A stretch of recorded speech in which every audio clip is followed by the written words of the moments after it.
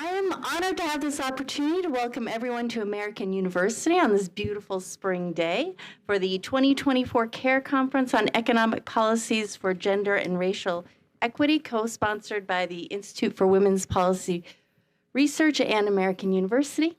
My name is Kara Reynolds, and I'm the chair of the Department of Economics here at American University.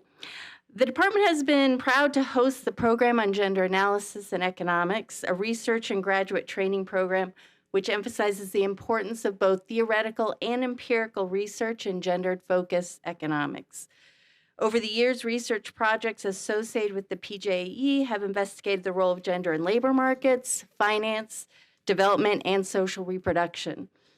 As part of this work, the department has valued its close partnership with IWPR since 2018. This partnership reflects both institutions' commitment to research on the role of women in all aspects of the economy as a way to shape the policies that will ensure equity for women and other underrepresented groups and promote the economic well-being of all families. We hope to continue these efforts through the PJE, our partnership with IWPR, and other department initiatives, including our newly formed Institute for Macroeconomic and Policy Analysis. Today's conference is special in that it brings together both academic researchers and those on the front line in policy and advocacy. Over the course of the day, we will have the opportunity to hear cutting-edge research on a variety of topics, including the challenges associated with an aging population, the importance of care work in an economy, and the intersection with immigration policy. We'll hear from those actively engaged in proposing and implementing policy. The development of the policy needed to address both gender and racial inequality starts with discussions like we are having today, and I look forward to all our discussions. Thank you.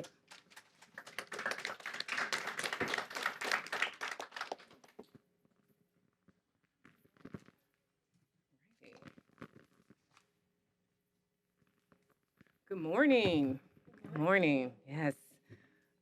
Thank you, Kara. Yep. Thank you. Thank you, Ariane. Can everyone hear me back there? Thank you. Okay. Well, my name is Robin Watson-Ellerby, and I am the Chief Strategy Officer at the Institute for Women's Policy Research. And like, excuse me, and like Kara said, IWPR has had a long-standing relationship with the American University. And we appreciate the partnership and contributions, the university's partnership and contributions to our mission of achieving economic equity for women. Regarding appreciation, I want to also thank the AU staff that have been involved in organizing this conference. We really appreciate that.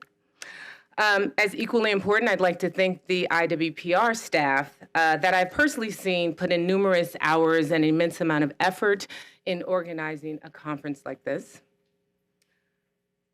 In addition, before we get into this important topic of care, I am tasked to talk about another important topic that is always important when anyone is convening or at a conference or a meeting, and that is bathroom location. The bathrooms are located, if you saw at the registration when you came in, right around the corner, so behind me. That's where you will find them.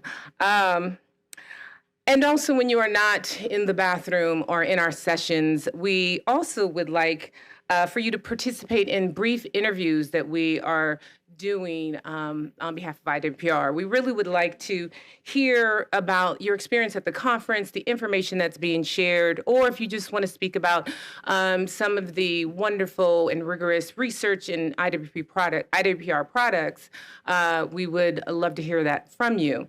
As a matter of fact, if you are willing, there was an opportunity at the registration desk to put like a yellow sticker on your badge. And so if you would like, they can put that, and then our staff will know that you are willing to participate in this brief interview.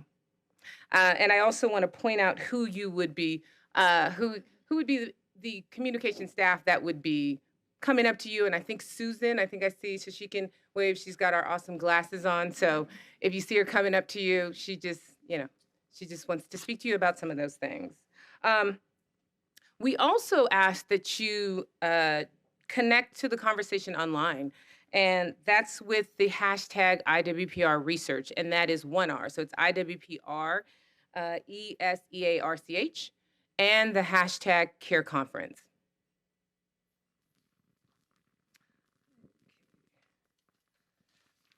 Okay, CARE conference. So now let's get on to the important topic of care. Let's discuss why we're here. Everyone in this room, at the beginning of their life, by the very nature of being born, has been cared for. And within our lifetime, the majority of us will care for another person, whether it's a child, a parent, or other loved one, or by the very nature of your occupation. Care is the cornerstone of economic activity. And it's not a Democratic or Republican issue, it's a human issue.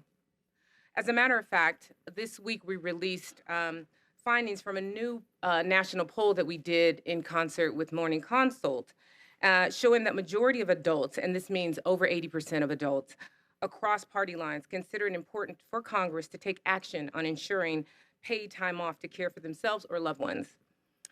Increased investments in affordable quality care, and that includes child care, elder care, or care for people with disabilities. And to pass legislation to strengthen equal pay protections and increase pay transparency. All issues that disproportionately impact women's ability to fully participate in the workforce. That is why the purpose of this meeting is to bring together, like Cara said, policy researchers, advocates, and policymakers to delve into new research and policy initiatives on care with a specific focus on gender and racial equity throughout the life cycle. As such, we are beginning this conference with our open and plenary, exploring the Care Nexus, intersections of care, gender, and racial inequality. And as part of that, I have the privilege of introducing the moderator of the open and plenary. Dr. Jamila Taylor is the new CEO and president of IWPR, which also means my new boss.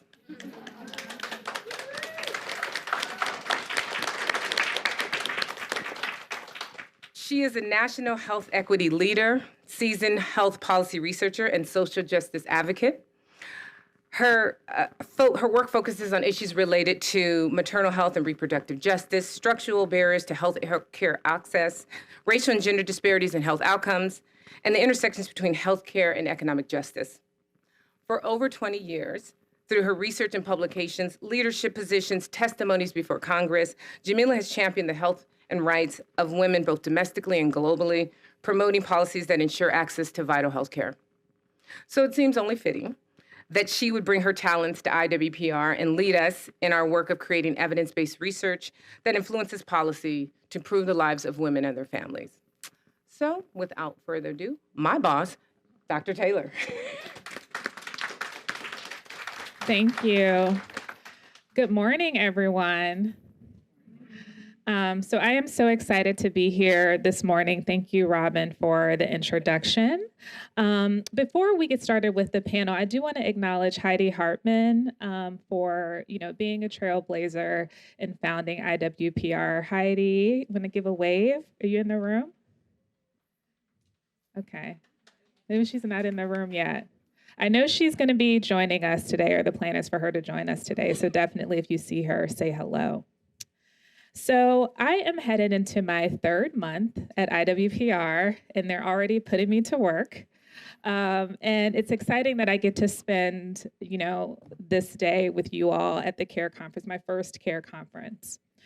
So before we get into the details of this phenomenal panel, want to make sure that you all stay engaged, both in the room and online by live tweeting, engaging in social media, using the hashtag CARE conference, and the hashtag IWPR research with 1R when posting.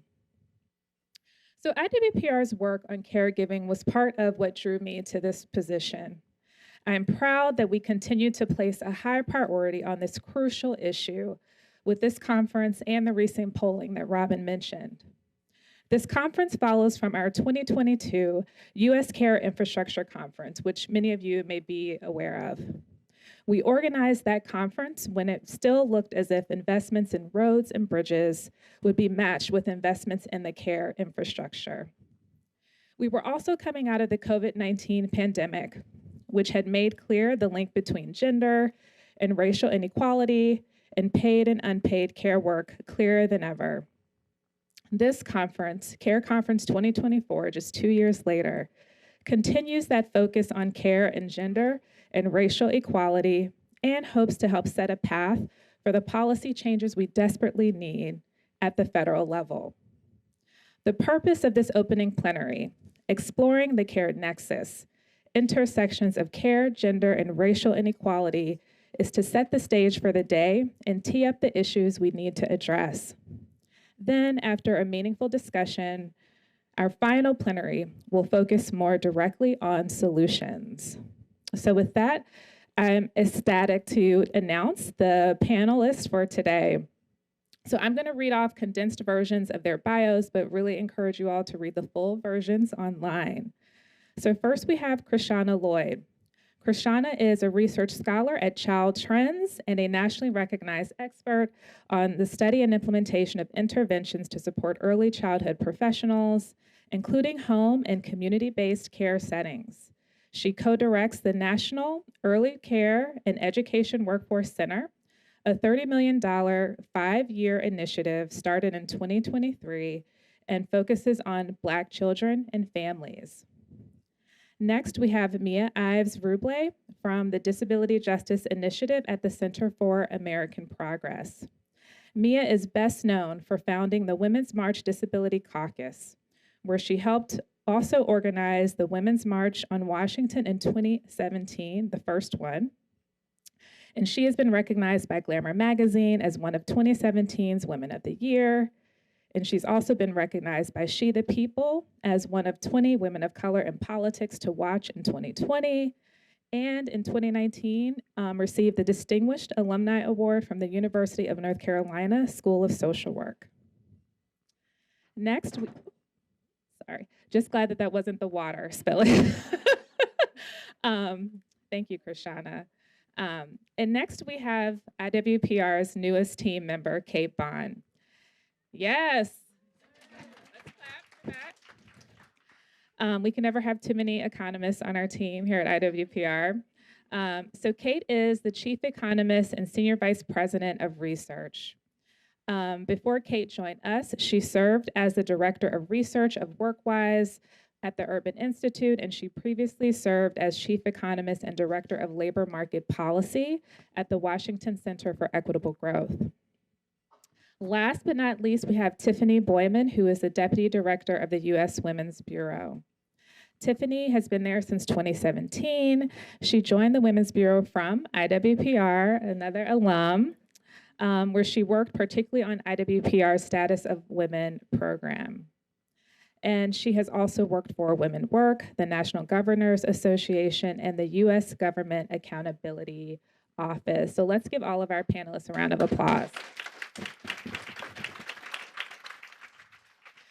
So to get things started, we're going to have Krishana join us at the podium where she will focus her talk on understanding the ways in which early care and education is devalued in the United States using history and policy as a framework.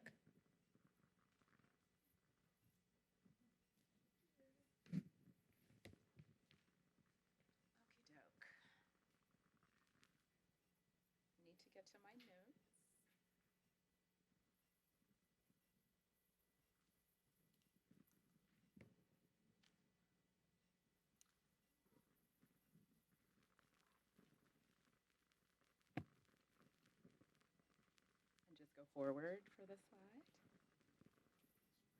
Okay. So as you heard, my name is Krishana Lloyd. I'm a researcher at an organization called Child Trends, which is a national think tank. We conduct research, we do evaluation, provide strategic planning, technical assistance in key areas that are important to children's well-being. So care is certainly one of those areas. I sit in the early childhood department, and I do work in that area and also, as you heard, work on families and more specifically Black families. So I'm going to be talking to you about a particular piece of work, actually 2 bodies of work that really focus on understanding care and the history of care. And I just want you to look a bit at this visual and just to keep that in mind as we go forward. Okay, so I'm going to be drawing on two bodies of work. One is the Mary Popper Papers, and the cover that you saw in that title slide is from the Mary Popper Papers. They're a set of two papers. And the other body of work that I'll be drawing on is a recently released review, and it's a 100-year review of research on Black families. So I'll use both of those pieces of work to kind of frame some of the conversation. They're really steeped in history. Obviously, the Mary Popper Papers are a set of two papers, one really focusing on history and the other on policy and solutions. So as we move into, kind of the ending plenary, we can talk a little bit about solutions.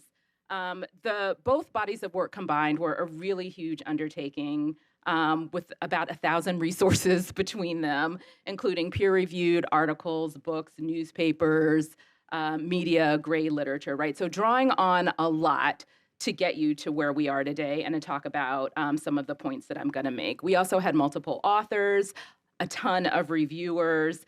So all this to say that it was a very rigorous process to get these papers done. And so guarantee what you're hearing is really based and steeped in research and evidence, okay?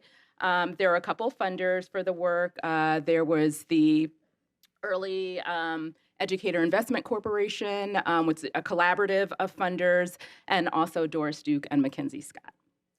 So that's who funded the work. I think that's important to know.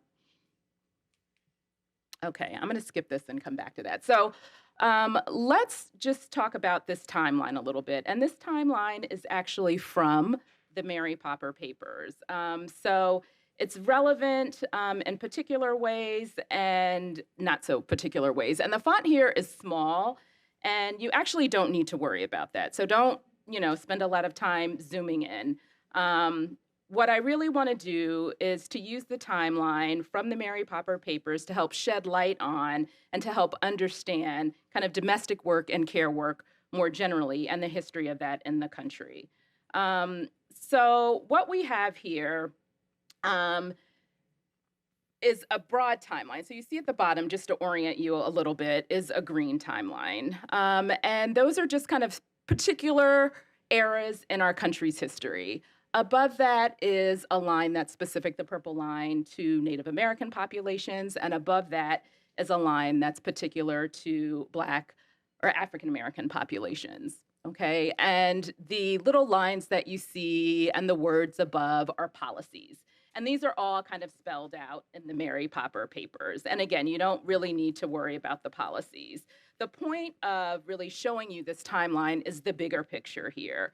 And the bigger picture here is that we've got about, if you take, and I don't know how to use, I know you told me how to use the laser, but you look here, right? And we look at the timeline. We've got these particular time frames in our history. We've got kidnapping that was happening of Black people from Africa and being brought to United States in this institution that we call chattel slavery, and I'll talk about that a little bit. And we've got, invasion of land here and the genocide of Native American populations, right? And you go on throughout the timeline, you can see some of the atrocities that have happened in the history of our country. What I really love about this timeline, and I have to say thank you to Hannah Barnett and Sarah Shaw, who are two of the co-authors on the papers, for helping me to develop this, because I had it in my head and I really couldn't do it myself, is that it's proportional.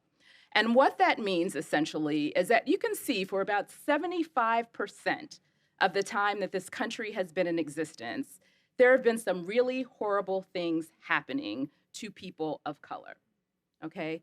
And that's a really, really important point and a takeaway from this timeline. Never mind the policies. And the policies are there. Some have been helpful to people of color, some have not. But they are there, right? And we can kind of go into that later. But in a nutshell, what this timeline shows us is that there would be essentially no wealth in the country, no privilege for white Americans, no power were it not for these occurrences and these atrocities that have happened. And I want to be very clear about this, that this is history, right? This is not some wild interpretation. This is actually what happened, okay? So there are a couple things that happen, and I have 5 minutes. So I'm just gonna, time went fast, right? I'm just gonna talk a little bit about this particular slide, and then perhaps we'll have some time to talk later. The first thing that I want you to know here about this slide is you can see the visuals, and the visuals are through the Mary Popper Papers, and I think they're really telling and really striking. And you see this bill of sale for slaves, right? People who were enslaved is what I like to say. And if you take a hard look at that, right, and you pay attention to the language used, we've got bucks, we've got wenches, we've got pickaninnies who are young children, right? And this is an advertisement in today's day, like a Facebook marketplace maybe, right? Here are the goods that I have to sell. And with that selling, you have children who were left behind, who were taken away from their mothers and fathers, who were taken care of by other mothers. So this is really kind of our first formal child care system, right? Where you had family, friend, and neighbor care, people banding together, kinship care, which was really about survival. It was about love, it was about protection, and was carried out in defiance almost of a system that was used to break people down, Black people in particular, and strip away their bodies, their lives, and their bonds. Okay, and this is important to understand and know when we talk about history. The other thing, predating kind of this enslavement of Black people in the country was that white women were bought over, right? We had white settlers who were here, men, primarily men. And in order for them to stay and kind of colonize the country, there was a decision made that we needed some women to come too, right? To help them to stay, and we needed to reproduce. And so women were bought over to bear children and to tend to domestic duties and responsibilities. Reading and writing was kind of secondary, maybe that could happen, and really was based around the Bible, right? And kind of knowing where a woman's place was. So you have these two kind of big things that were happening at the beginning of the country, women being bought here to bear children and to tend to homes, and this enslavement of Black people in the country, and care beginning to show itself in many different ways. Within Black communities and within white communities. And so that's kind of just the fabric of where we are in the country. And if we go back to that timeline again, it wasn't that long ago. And that's what I want people to really understand, is that we have about 25% of our period right now in this country where these things have not been happening, but we still got some remnants of them, okay? And I'm gonna skip because I have 2 minutes. And I want to talk just about this picture because I think this is the other thing that's really important to ground the conversation. Is you look at that top photo there, right? And we would talk about women, and we talked a little bit about Black women and white women and enslavement. And this is a 15-year-old who was trying to go to school, right? Everybody has probably seen this picture, and these are other 15-year-olds, high school students, and other women that are grown screaming at her and yelling at her, right? Because they don't want her to integrate the school. So when we talk about care, and we talk about access, and we talk about education, because this is all really a part of this hierarchy that I want us to think about too as we move into the discussion. In early care and education, we have family, friend, and neighbor care. We have center-based care. We have care that's provided in schools. There are many different venues. And if you look at the disparities around who's providing what care, you see disproportionately that women of color are at the lower end of the spectrum and hierarchy in terms of positions, leadership, and also in terms of finances. There's a really nice report that was just written and put out by the Center for the Study of Child Care Employment out of Berkeley that really looks at this and illustrates this point using some data from California specifically very clearly. And so what I want you to take away just from this grounding in this history and this foundation is that we've got some sexism happening, right? We have some very particular roles for women and the way women were conceptualized in this country, grounded in this whole ideology around what Black people, enslaved people, were here to do and for whom. And we also have this overlay, this intersection around white women, Black women, and other women, right, who we haven't even gotten to, Asian women and Hispanic women, who are also part of this care economy and this equation that are not quite equal with a very clear hierarchy. So I'm just gonna leave you with that, and then we can come back to it later.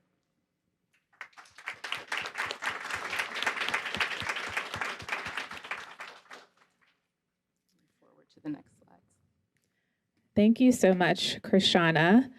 I'm going to give you a moment to take your seat. So many things running through my mind after watching that presentation.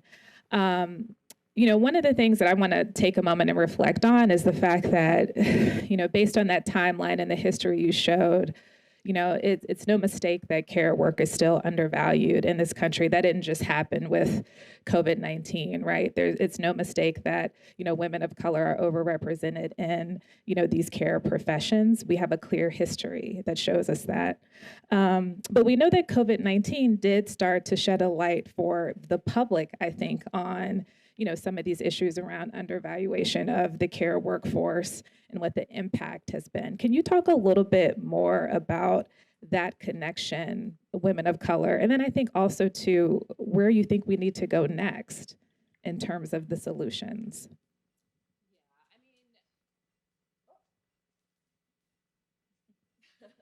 So I agree that, am I on? No. That COVID's definitely shown a light on the need for care.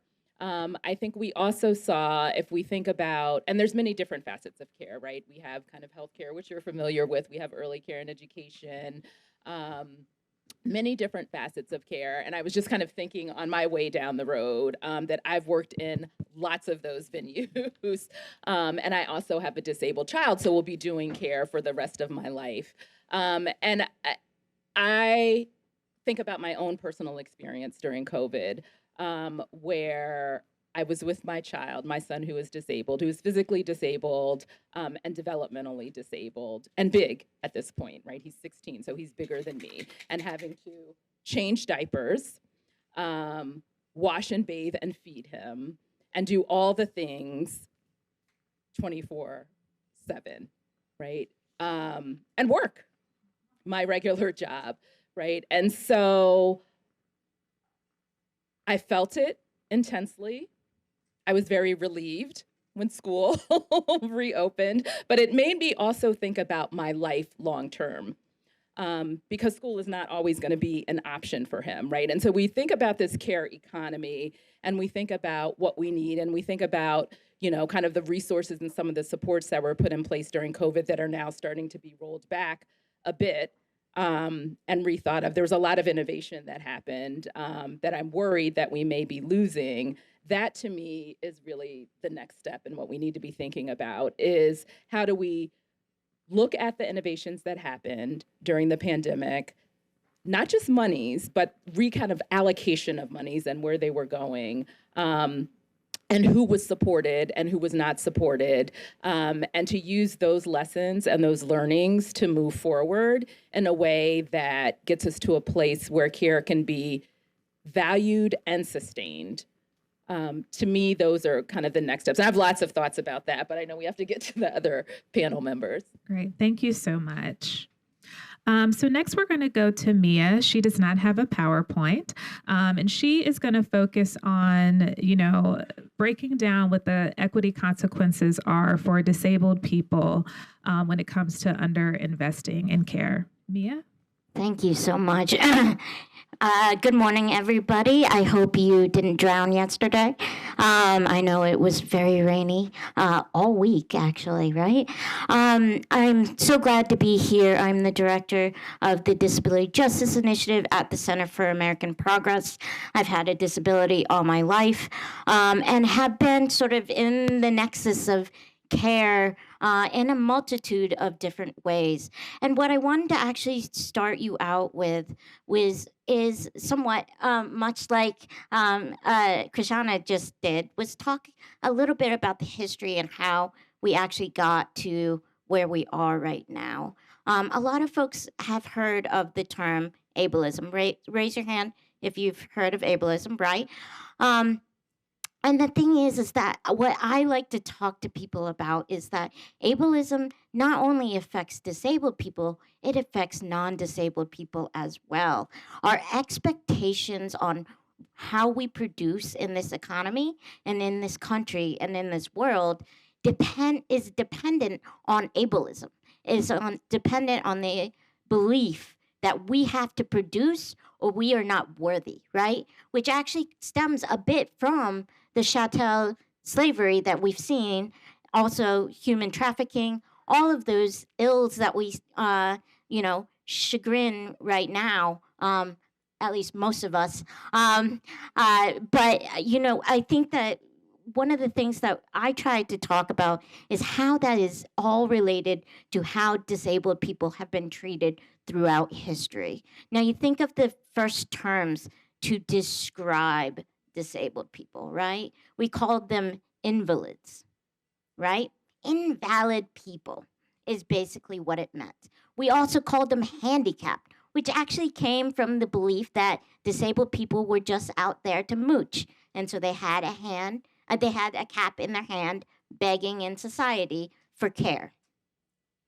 So you think about that, and you think about how disabled people were hidden in society for the beginning of time, right?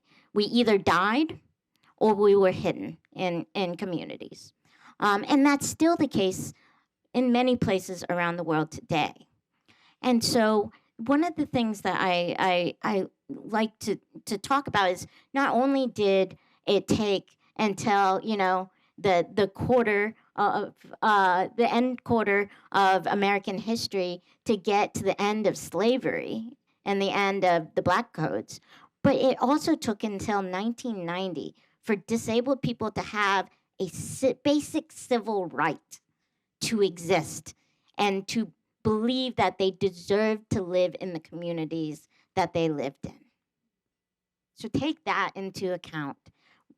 When you combine the issues around racism, sexism, and ableism, you create this nexus that really is asking for people to die, basically, which is where we have seen how we have addressed things like COVID-19, right?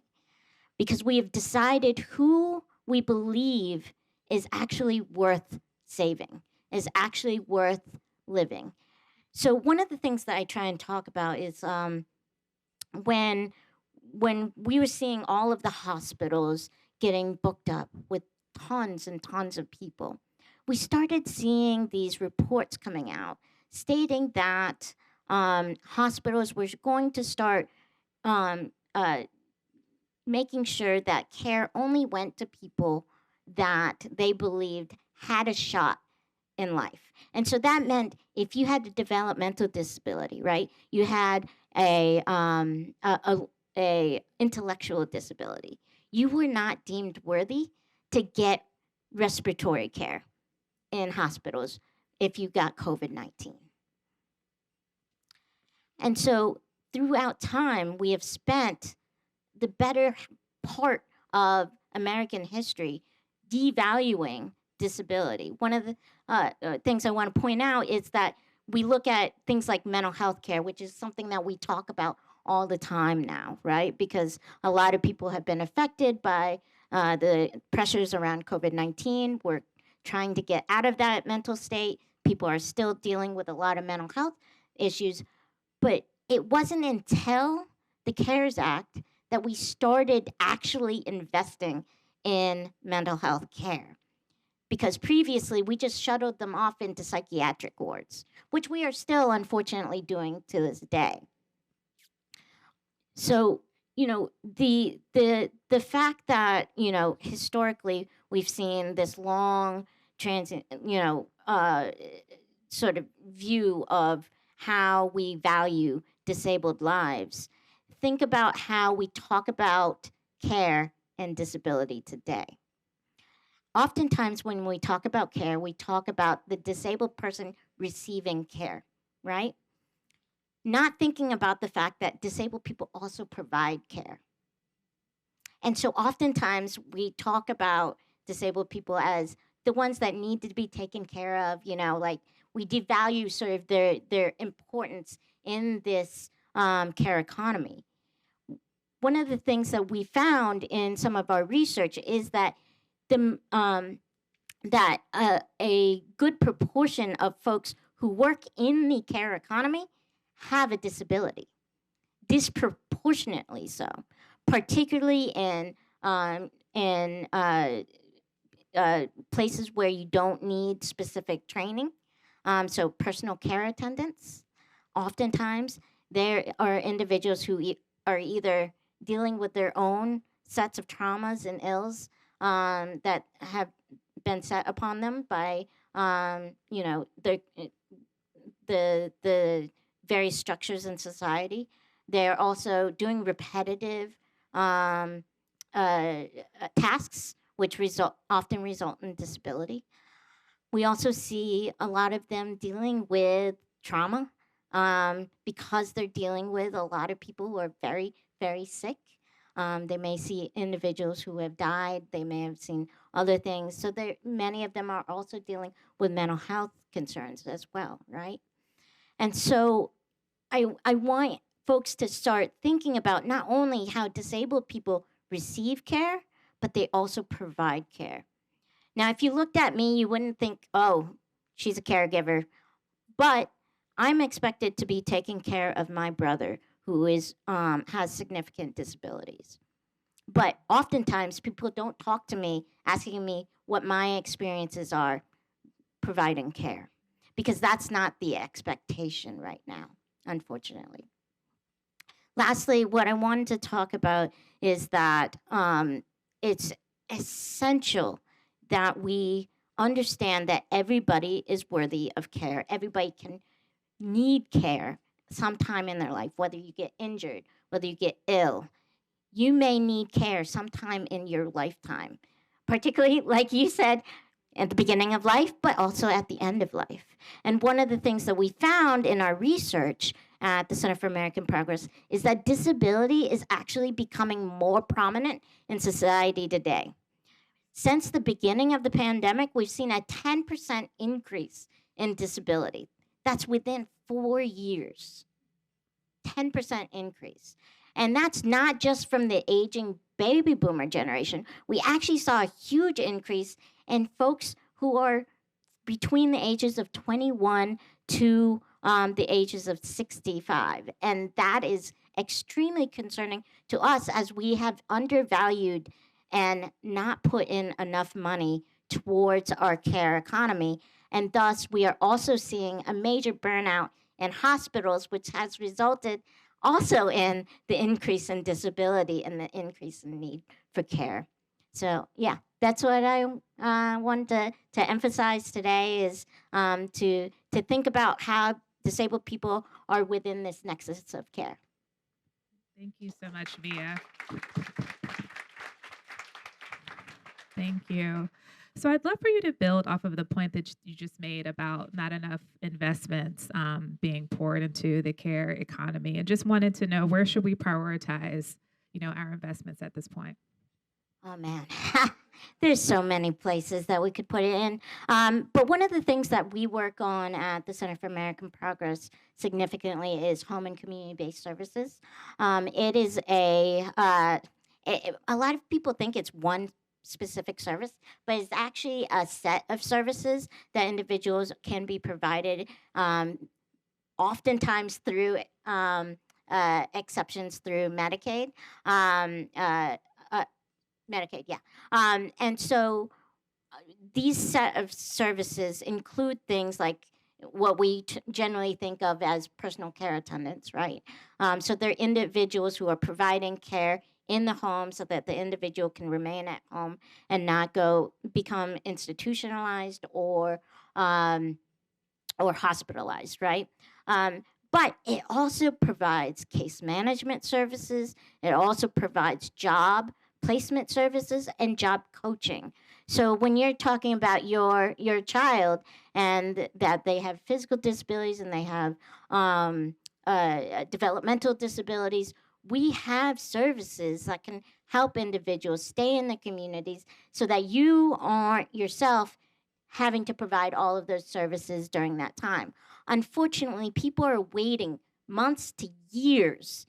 I have actually been told stories of people who have been told by their doctors to start applying and getting on the list at the time that their child is born, because it takes so long for them to get that Medicaid exception. Not only that, but Medicare does not provide this service. So when you're aging and you're hoping to get those services at home, you will not receive them unless you have supplemental insurance. So these are things that, like, we have to put money in this as we're seeing the increase in disability. We're seeing more people need these services, and the waiting lists just get longer and longer, and the pay gets worse and worse.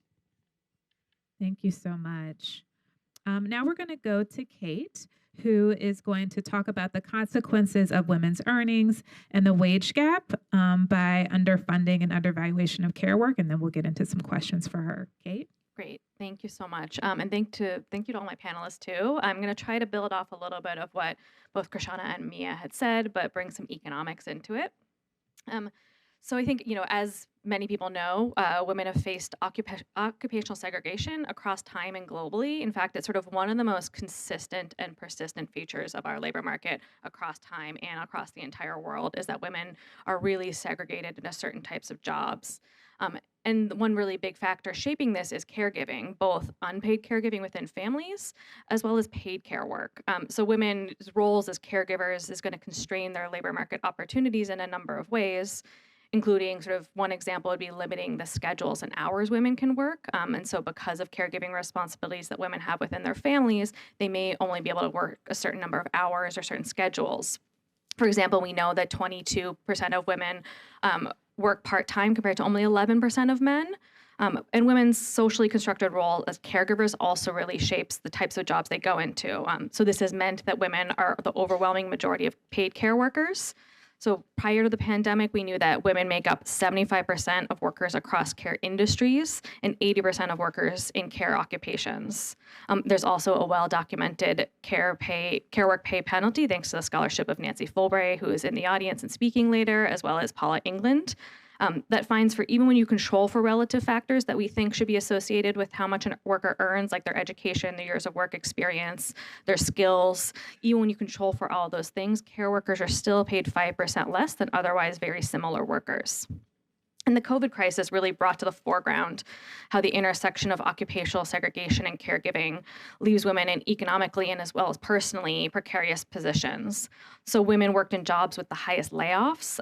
We know that service jobs were some of the hardest hit jobs because a lot of in-person services had closed down, but those impacts were even still more so disproportionate for women. So between 2019 and 2021, women's employment and service occupations decreased by 1.4 million, while men's only decreased by 1.2 million.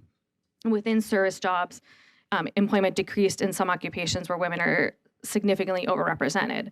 So for example, one of the hardest hit jobs was things like housekeeping, where women are a huge majority of it, or nursing assistants also decreased by 150,000.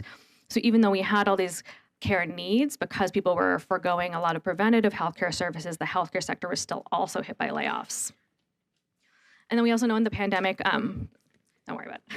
Women worked in the jobs with the highest risks, particularly in healthcare and education that requires face-to-face interactions. And part of this too, I think I really want to emphasize here, is that low-wage women of color faced even more severe workplace risks due to their overrepresentation in particular caregiving positions like home health workers and nursing assistants that were given lower priority for PPE compared to clinical staff. And all of this is happening in the labor market. Women were also shouldering rising caregiving needs within their families.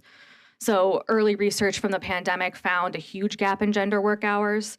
Mothers increased their home sort of caregiving hours 4 to 5 times more than fathers did, which increased the gender gap in work hours by 20 to 50%. Caregiving needs were also really significant in multi-generational homes, which meant that Black, Hispanic, and Asian American families were more likely to face caregiving needs from both children and parents. And then, we did have a lot of remote work, but that also was not a perfect solution. So generally speaking, why workplace flexibility is good for women. Research found that the length of necessary pandemic school disruptions meant that mothers who worked remotely were actually even more likely to drop out of the labor force 1.5 years into the pandemic, because I think anybody who had to deal with that situation knows it is really hard to work a full-time job while also operating a school in your home. So what has happened to labor markets since then, though? Where are we now? generally speaking, this has been a really remarkable recovery. I don't want to diminish that at all. So some groups did lag in their reemployment, particularly women workers took longer to get back to the previous levels of employment, and particularly Black women took the longest to get back to their previous levels of employment. But they are at their previous pre-pandemic levels of employment now. They have been for about a year. One really important trend that has happened has been the incidence of job switching. So there's historically high quit rates as well as historically high job opening rates. So this gave workers the opportunity to really change their jobs. And we know from research that job switching is where people see the biggest wage gains. Historically, women have had a higher incidence of job switching, but this generally was due to lack of internal job letters within workplaces, inadequate job quality available to women, or hostile workplaces that women faced. But this is sort of the better type of job switching, that there are better opportunities available, and we know that workers are able to leverage this, and that led to wage convergence in the pandemic due to that job switching. And so research has found that prior to the pandemic, men and women's wages were increasing at similar rates, but since the pandemic and this convergence of wages, women did gain from that, though gender wage gap has decreased by 2 percentage points in the past 4 years. We also know that Black workers were also able to leverage this tight labor market, and the Black-white wage gap decreased by 5 percentage points in the past 4 years.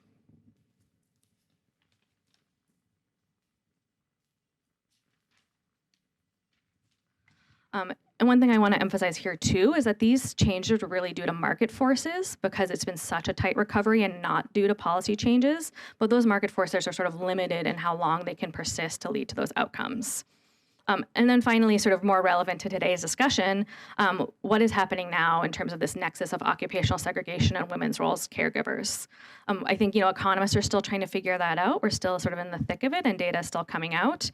But we can look to other research to try to start to estimate what we think happened here. So one way is to look at the likelihood that workers switch out of occupations. And we know that healthcare workers are much less likely to switch out of their occupations, generally speaking, due to things like occupational licensing, as well as corporate consolidation in healthcare sectors. So think of a consolidated hospital system. It's much harder for those women workers who are working as nurses to switch jobs because there's just no other employer to work in their geographic location. And in terms of family caregiving, while those intense caregiving needs facing women and families have subsided, we know from research that even when women do have increased earnings, when they do have more opportunities, that has not necessarily translated into more egalitarian caregiving within their homes. And so, while those intense needs have subsided, and women may have been able to leverage some of that job switching, that does not necessarily mean their caregiving responsibilities in their homes will change. So they're still going to face those constraints I talked about at the beginning that's going to limit what types of jobs they can go in.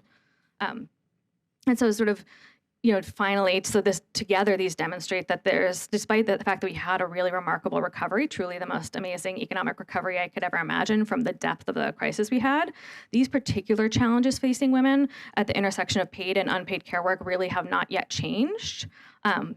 So, the tight labor market is something that women were able to take advantage of, but there are limits to that.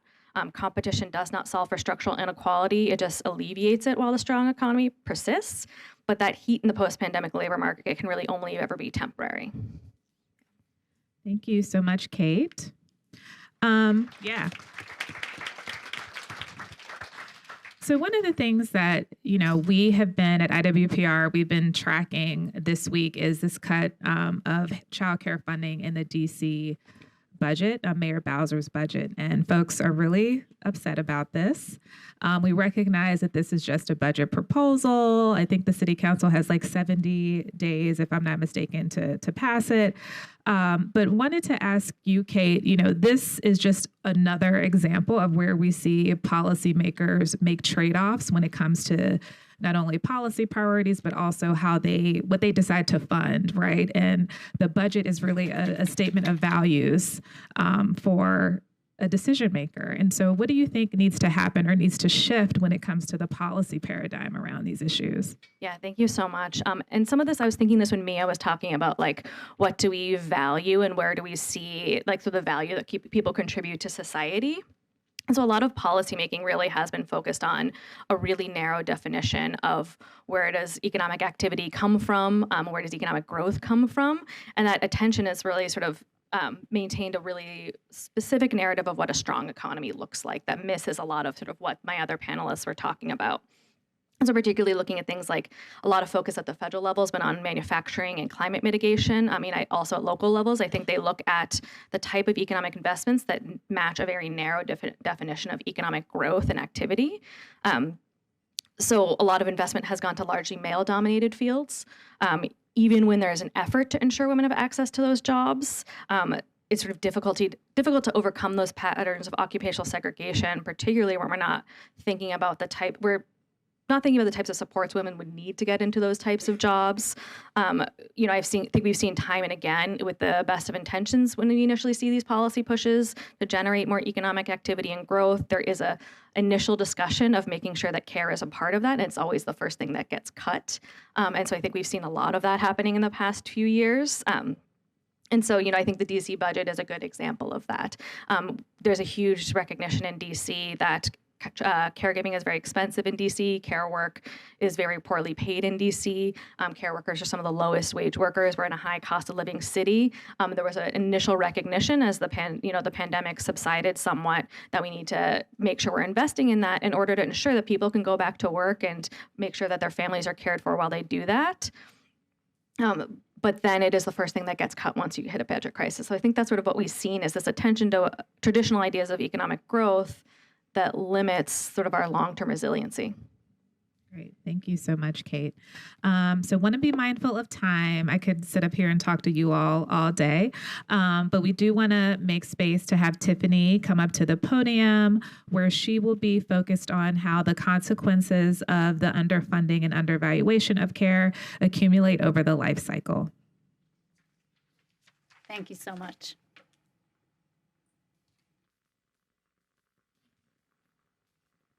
So are you able to tee up my slides? There we go. Okay. So first I want to say what an honor it is to be here joining this distinguished group of panelists and all of you. As Dr. Taylor mentioned, I'm a proud IWPR alum myself, and this really feels like a kind of homecoming. I want to give you a little bit of quick background on the Women's Bureau. We are a small agency located inside the Department of Labor, and we're the only federal agency with an explicit mandate from Congress to advocate on behalf of what is now a group of 77 million working women.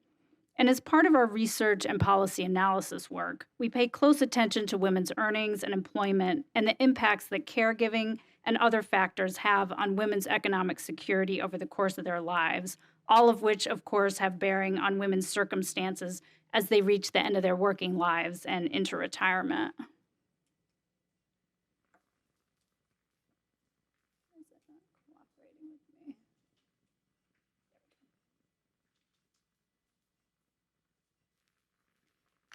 And as we've heard from other panelists, we know that care work is undervalued and care workers are underpaid. Women, and particularly women of color, are overrepresented in these underpaid jobs, which contributes to the gender wage gap.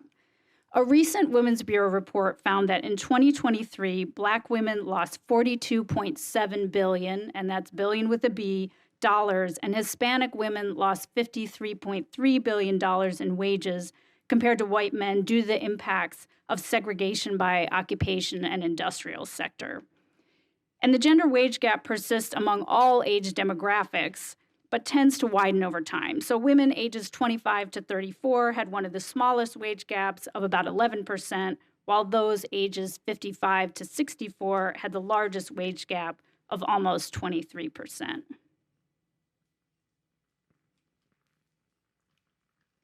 And it's not just gendered sorting around paid work that puts women at economic risk over the course of their lives. Another factor that impacts the gender wage gap and earnings gains over time is women's unpaid work, particularly caregiving for children and elderly or disabled adults. The lack of care infrastructure, including caregiving supports and paid leave, forces women and families to make untenable choices between providing care for their loved ones and maintaining economic stability for their families. And the impact of unpaid caregiving is evident in the data, as you can see in the chart here. While labor force participation for mothers increases with the age of their child, the labor force participation rate for fathers sees very little variation, with over 9 in 10 fathers participating in the labor force, regardless of the age of their youngest child. And while the majority of employed mothers work full-time, they are much more likely than employed fathers to work part-time, about 19.5% versus 4.4% for fathers. Not only are women more likely to leave the labor force or drop to part-time in order to care for families, they also report being more likely to pass up promotions or to ask for reduced responsibilities at work.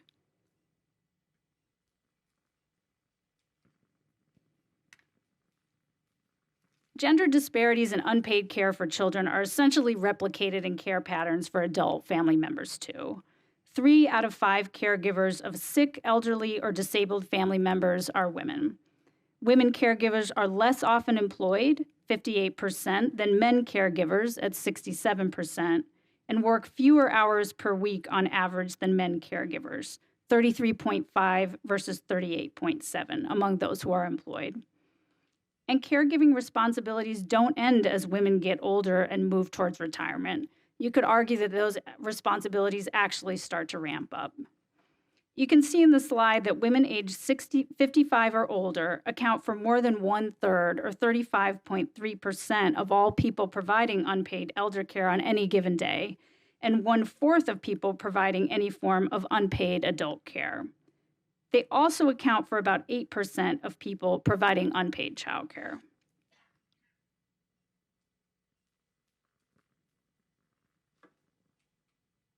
Never wants to cooperate. There we go. Women's employment patterns and characteristics make them more vulnerable to unexpected economic shocks and less well-positioned to fully recover, a particularly stark reality for women with fewer working years ahead of them to recoup losses. This generally predisposes them to less economic security and greater risk of poverty, not only in retirement, but at all points along the life course. In the short term, informal caregiving can affect current earnings and health insurance coverage if caregivers take low-paying jobs, reduce their work hours, or leave their jobs altogether. In the long term, caregiving can affect retirement savings, Social Security benefits, and survivor benefits, and employer pensions. And projections from our 2023 report on the lifetime effects of providing informal care suggest that the average mother, now between the ages of 39 and 43, can expect to forego about $295,000 in earnings over her lifetime. And this estimate is composed of $237,000 in lost earnings to care for children, parents, in-laws, and spouses, and $58,000 in lost retirement income from Social Security and employment-based retirement plans over a lifetime. And bear in mind, this is an average. For some women, that number is much higher.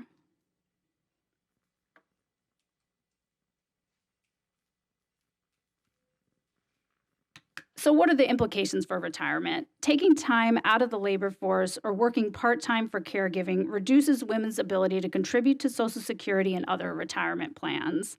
And because women generally earn lower wages than men because of the gender pay gap and occupational segregation, even if they put the same percentage of their income toward retirement, they save less money. Women also live longer than men on average, so they must stretch less money over more years and often incur higher medical expenses as they age. And so for all these reasons, women are more likely to live in poverty as they age. 11.2% of women 65 and older live in poverty compared to 9% of men. And that risk increases as women age. So 13% of women 75 and over live in poverty compared to about 9% of men.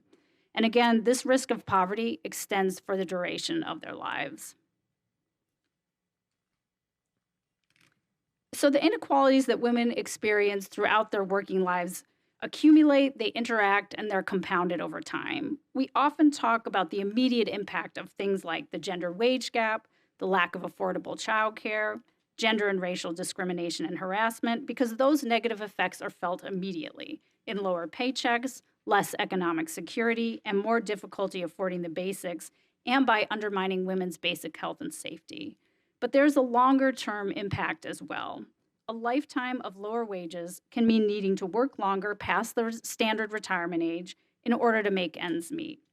a lack of childcare and other caregiving supports can mean more time out of the labor force, lower lifetime earnings, and less economic security. Thank you so much, and looking forward to answering some questions. Thank you so much, Tiffany. So one question I had for you is, just wanted to have you expand a little bit on the consequences of women's retirement security. Would love to hear from you too what the racial breakdown is when we think about those numbers around poverty for women. So this is an area of real concern. Is that working? Okay, good. This is an area of real concern for us at the Women's Bureau, thinking about women as workers over the life course. On average, a woman retiring at age 65 can expect to live another 21 years, more than 3 years longer than a man retiring at the same age.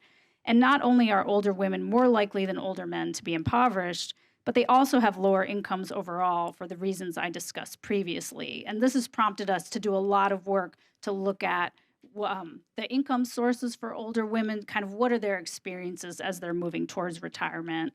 On average, women 65 and older have an income of about $31,000 compared to men 65 and older with an average income closer to $55,000, meaning that women ages 65 and older are only working with about 43% of the income of their comparable male counterparts.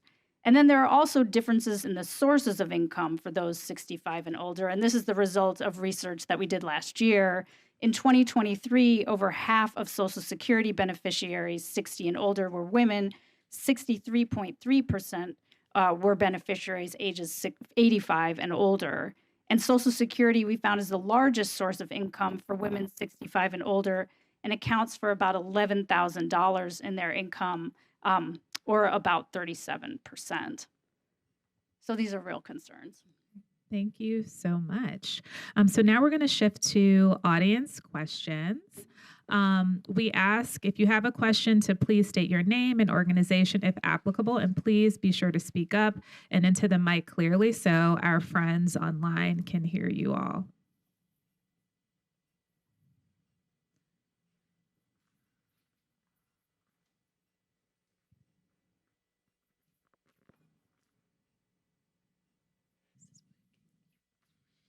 Good morning. Thank you very much. My name is Eurydice Fotopoulou. I am from the IMF, but I don't represent the organization here. I had a question for Kate, please. You mentioned job switching. How do you measure that? What sort of data is available for this? Thank you very much. Very significant contributions. The data on job switching I was looking at is sort of typically the job opening and labor turnover survey that the Bureau of Labor Statistics releases measures job openings, quit rates, things like that. That is that. But the research that's on the way in which wage convergence, job switching is shaped wage convergence, I believe that's what the current population survey. It's the Otter, Dubé, and McGrew paper that's on NBER. But afterward, I'm also happy to talk to you about job switching data after this. Thank you, Kate, and thank you for the question. Anyone else? Oh.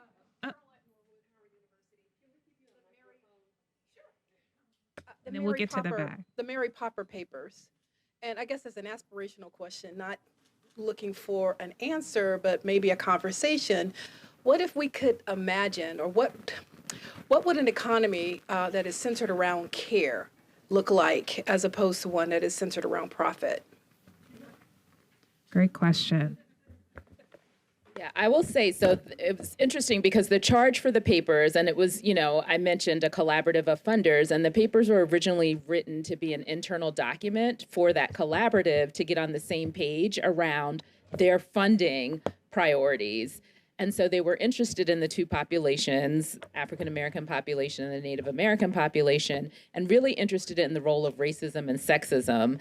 And at the end of writing these the papers are two, as I mentioned, kind of the historical piece and the policy and solutions piece. My colleagues and I sat down and really kind of had the aha moment that capitalism was really a big part of the issue and the problem. Duh, right? but it's not in the papers because it was the aha moment after everything was written, right? But that certainly is kind of where we landed. So I'm glad you raised the issue. Thank you. Can I break in? Yeah. I 100% agree. How do we figure out a way to switch our economy to more of a care economy and less of a capitalistic economy? I think one of the things that we should look at in particular is the mutual aid that was provided throughout communities during COVID. That is one of the best examples that I can see that was really about providing care within a community. And we actually see this amongst a lot of racial minorities from, African American, Black communities, Native populations, and Asian Americans and Hispanics, right? Where there is this belief that we give back to our community, that we provide care for our elders, we provide care for other people's children in the neighborhoods and stuff like that.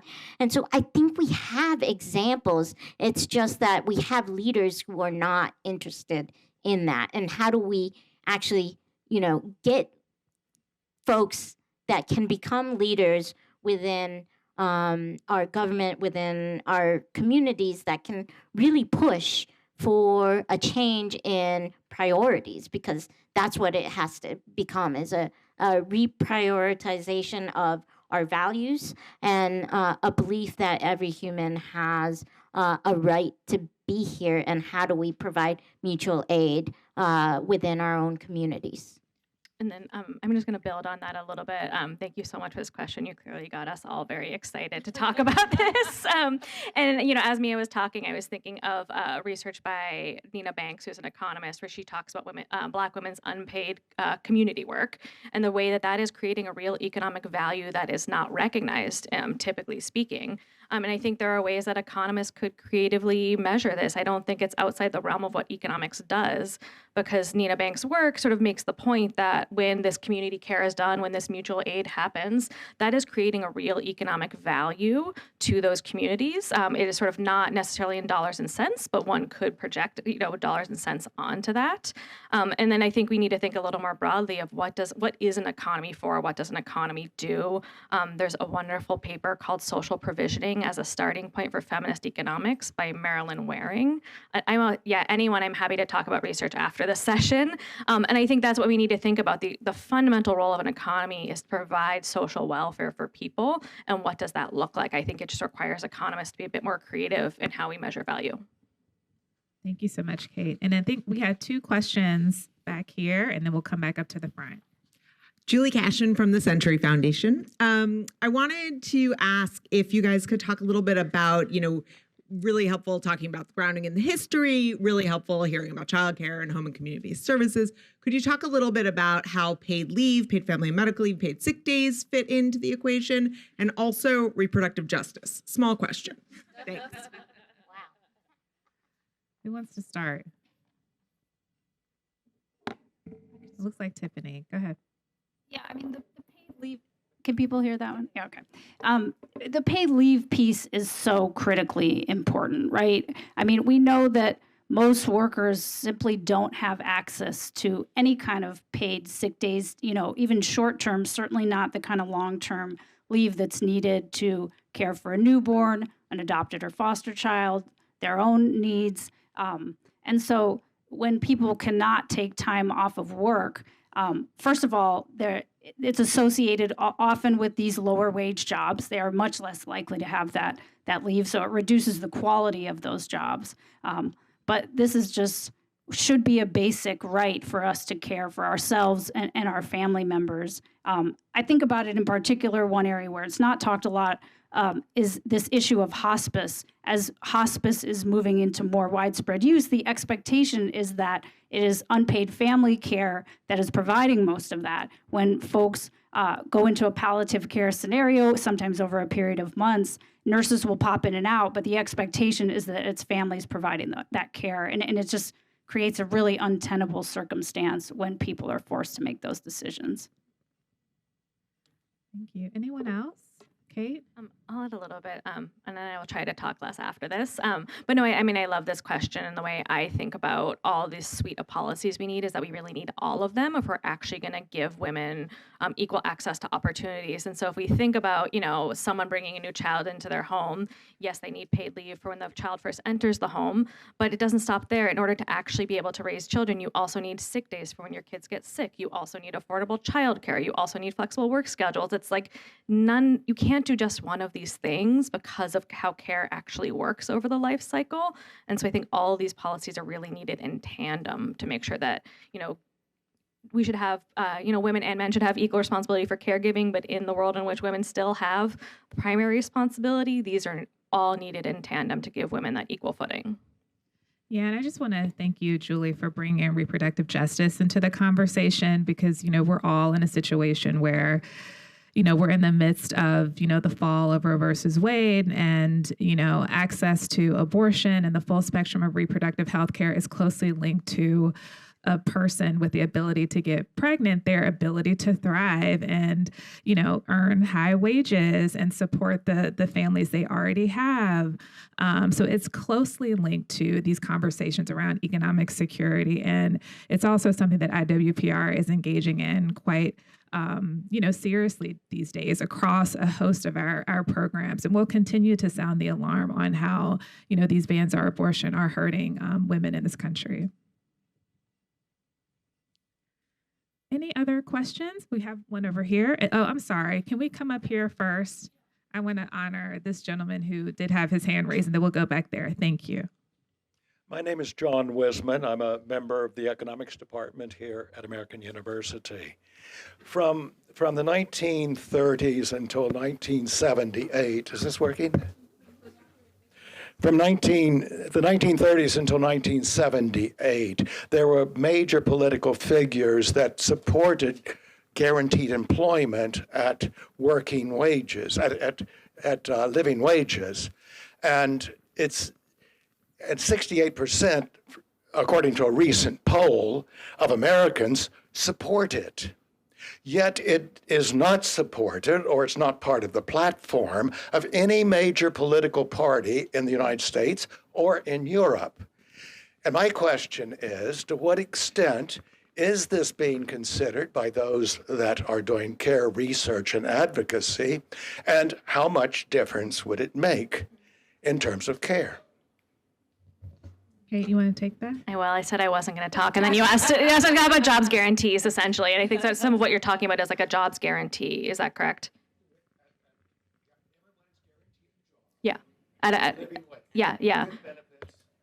Yes. So, I mean, some of what I was talking about with people's ability to switch jobs, what kind of jobs can they switch to, the role of being able to switch jobs to have better opportunities and more bargaining power, something like a job guarantee would do precisely that. It gives people a range of access to broad opportunities. And so even people who don't take advantage of the job guarantee program also would do better because they have that outside option. The degree to which it's considered, I mean, I think the problem with this in terms of sort of mainstream politics and policymaking, it's very expensive.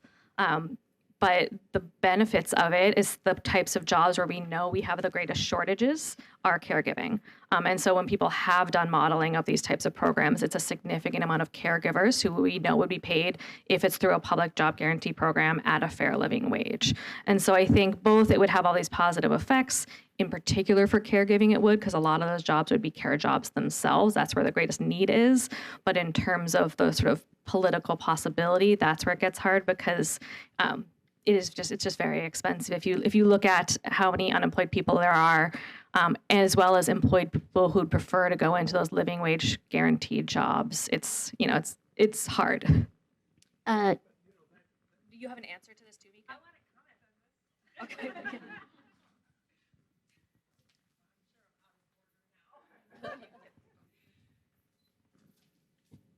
Thank you.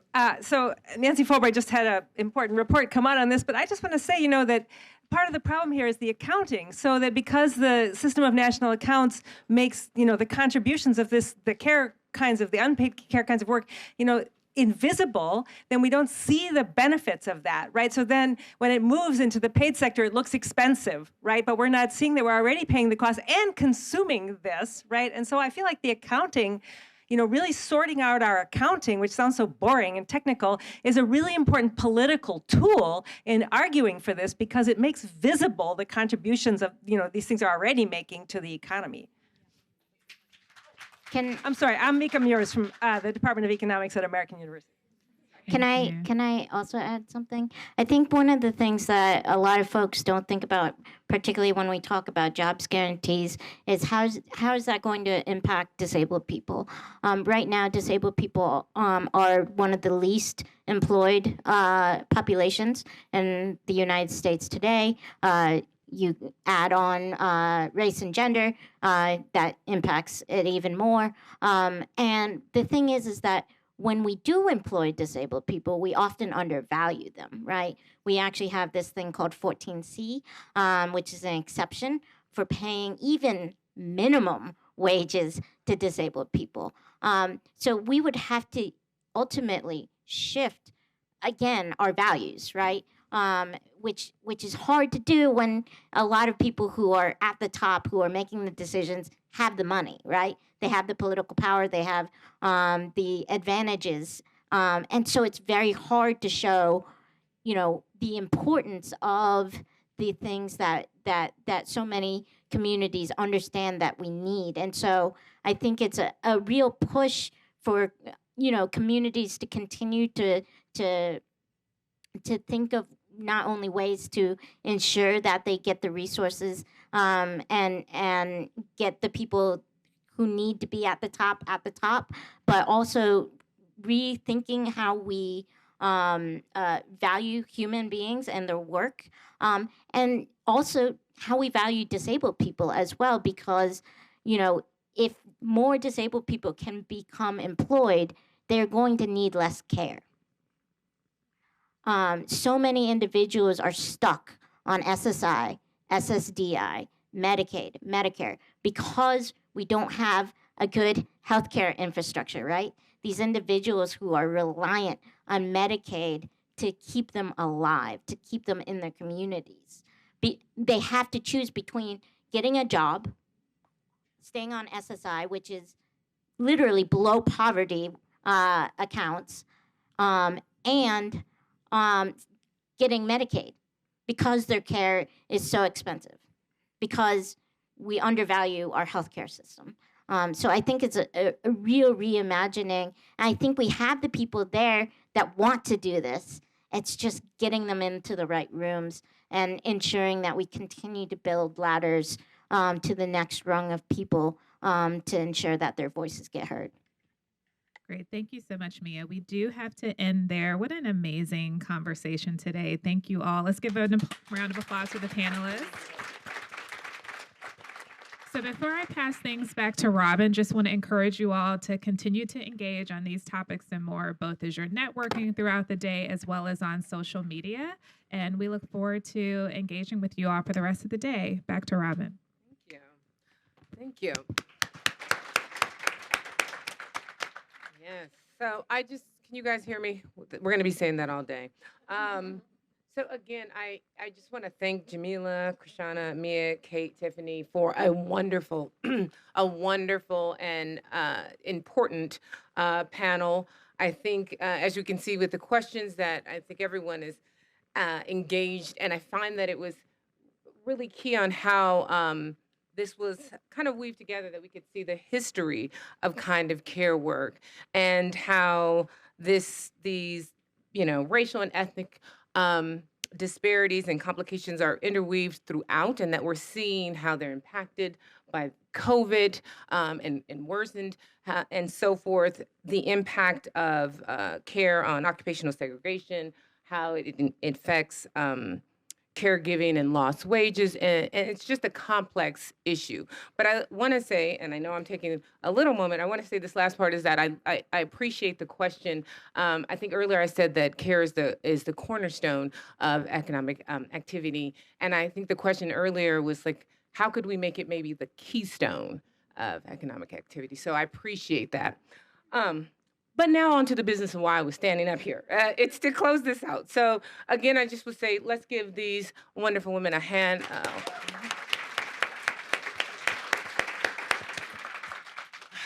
So we went a little over. So right now we're about to enter into what would have been a 20-minute, but it's like a 15-minute break. And so there are coffee and refreshments in the reception hall. As you can see, they put everyone at IWPR to work. So you'll be seeing me throughout making these connections and these comments. And I am going to continue to remind you to participate in these brief interviews and so forth. This is an opportunity to kind of bring up these topics and so forth and capture them. And you'll see Will and Susan over there. Those are the individuals who will talk to you about that. As Jamila said, we want you to, engage online with this conversation with the hashtag IWPR research. That's one R in the beginning, and hashtag care conference. And then following the break, we will have two parallel sessions. That's at 11:35. The first workshop, Challenges of an Aging Population, Retirement Gaps, and Elder Care, is going to be in break room 113. And then the second workshop, The Undervaluation of Care in the Human Services Sector, will be back in this room. All right, thank you. So I'll see you guys back then.